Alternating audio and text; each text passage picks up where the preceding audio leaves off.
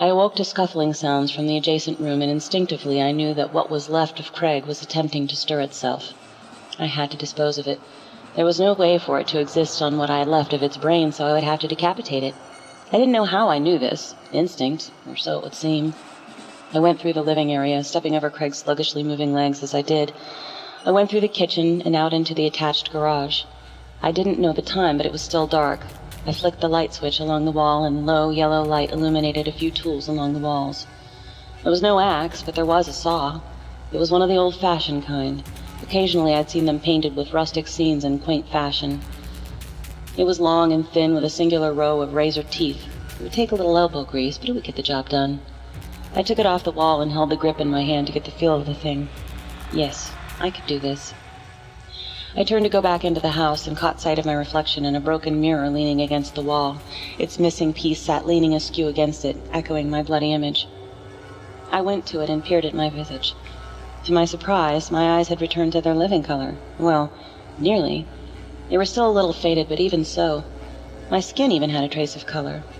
I stared at myself for a long time, gathering my thoughts. After a while, I grinned. It was a carnivorous and bloody thing, and maybe I should have been frightened by my image. After all, I looked like a monster. Correction, I was a monster. But I found that I rather liked the freedom that accompanied this new existence, this unlife. I felt savage and fierce and utterly untouchable. I went into the house and back to the jerking, writhing thing that had lost its life trying to get into my pants. I stared down at him for a while and then sighed. This wasn't going to get done by itself. I took one of Craig's fumbling, reaching arms and dragged him away from the wall so that he lay on his back. He made crippled snatches at me, his mouth agape in a silent baby bird cry for food, but I would not be his mother hen. I was a lioness. I bent to my knees and pushed his head to one side with one hand, while the other began to saw. Other than a few gurgling noises and the thump and bump of limbs that would not obey their former master, the only sound was that of the saw. It wasn't as hard as I thought it would be, and it didn't take long. With a final backward pull of the saw, Craig's head rolled free and the body itself died for good. It went still and rigid for one moment, and then all the muscles relaxed and drooped. Satisfied, I put the saw down next to the body and went to clean myself up. I took a shower and then found some clothes to put on. They looked exactly like what they were, loner clothes, but there was no help for it. I had a pair of sweatpants on that made me look like I was built like a small boy. The drawstrings were pulled as tight as I could get them to keep them over my hips, which bunched the material uncomfortably. The plain white t-shirt gave me a lost waif look. I was swimming in the thing. I shrugged off the mild feeling of disdain and stuffed my own bloodied and ruined clothes in a garbage bag, pulled my hair into a haphazard ponytail, and made a final pass through the living room to be certain that I'd picked up all of my things. I didn't bother to clean anything up or conceal the body or the tools I'd used to aid me in dismantling it. I did clean and put away my glass and wipe the handle of the saw as well as the trophy where I'd gripped it. Not that it mattered. Even if the small-town police here managed to piece together a story of some sort and link anything beyond circumstance to me, what would they do? Kill me? I laughed as I went out the door, twirling Craig's keyring on my index finger. There was a nice deep lake about a half-mile from my place, and when I got to it, I exited the car but left it in drive. I kept my foot on the brake until I was clear. When I had my bag of clothes and my purse safely on the ground next to me, I stepped away and watched as the Mustang rolled quietly into its watery grave. I'd turned everything off, save the engine itself, so there were no telltale lights. A few minutes of trailing bubbles as the car sank into the depths were the only evidence, and after they subsided, I went home. I took off the oversized garments I'd found in Craig's bureau and stuffed them into the bag with my ruined ones. I'd take them out to the dumpster in a while. I smiled to myself at my good fortune. This morning was garbage day. It was still not yet dawn, so I dressed in clean clothes, got into my car, and drove back to the site of my death and subsequent rebirth.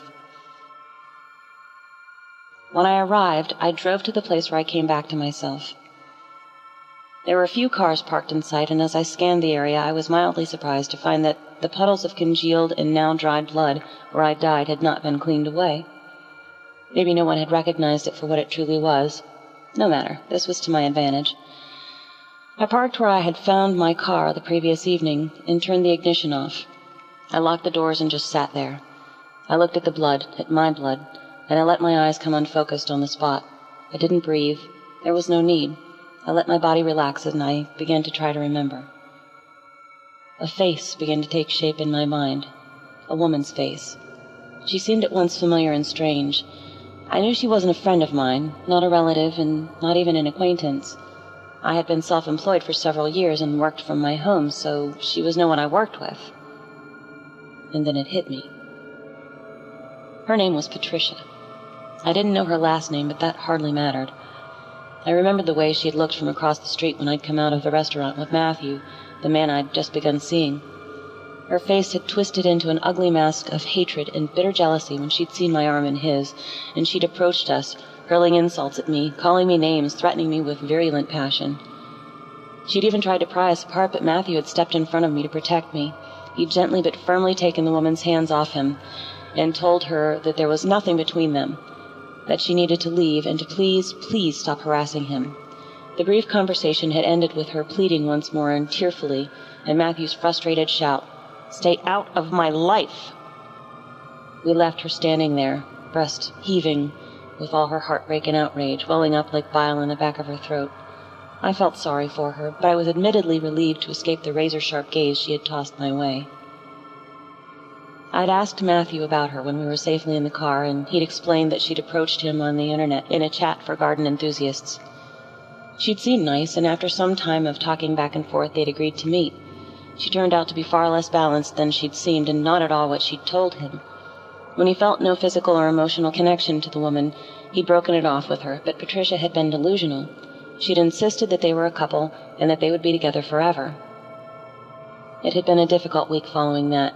She'd stalked him until Matthew had been forced to get a restraining order, and judging by that night, even that had been an unsuccessful attempt. Dunham.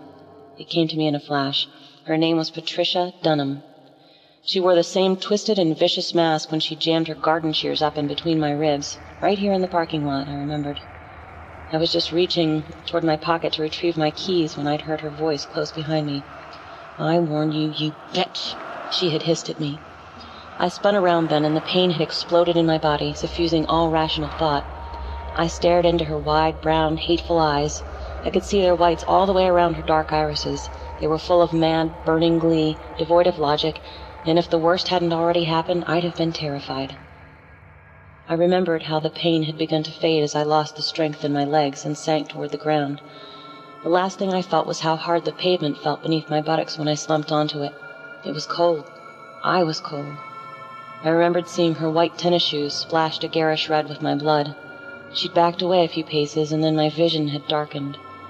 I heard her quick, retreating footsteps as she ran, and then there was nothing.